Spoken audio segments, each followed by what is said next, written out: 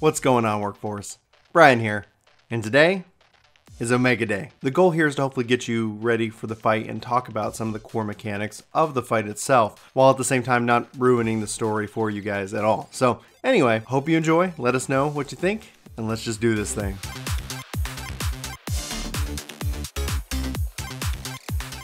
So when they first announced Omega back at FanFest, I was just unbelievably excited.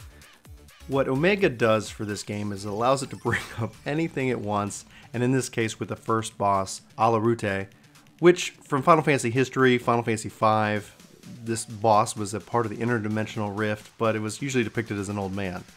That all being said, is we've got a dragon with some kind of bird or angel-like wings, and it's very serpent-esque. This fight is a ton of fun, but let's go ahead and break down some of the mechanics. So this boss is very elemental. You're going to see earth, wind, fire, water, ice, heart.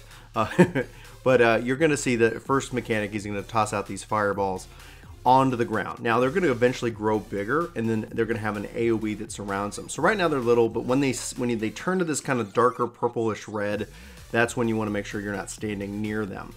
Now he's going to use this mechanic and put out more fireballs around the ring. Then he's going to go to the back of the ring and do something called Breath Wing. This is going to be a pushback, which is going to push you into the AoEs. It's also going to move the fireballs, so it's best to kind of stack up on him at this point in time. Roar is just a raid-wide AoE damage, so healers either shield up or heal up through it, and you should be good. If you're a healer, you want to keep an eye out for Twin Bolt. This appears to be a double electrical attack on the tank. Healing through it should be plenty easy to be able to accommodate.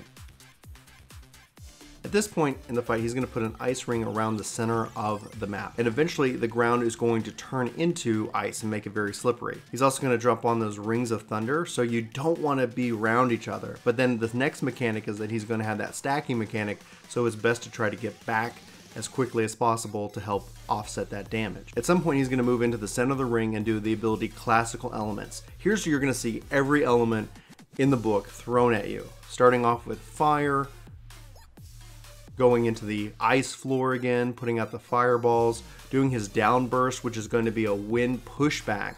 So just be wary of where the fireballs are, because you don't want to be stacked where they hit you, and then he's going to follow it up with thunder. So there's a lot of movement going on, but being able to dodge all of that and everybody kind of being in sync, you should be able to easily clear that phase.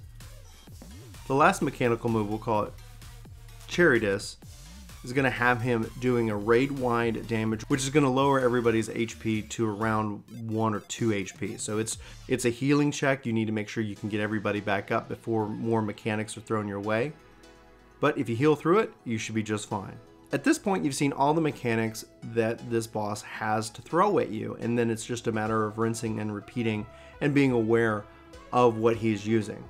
Hopefully this helps get you ready for the fight. Hopefully this helps you get your clear.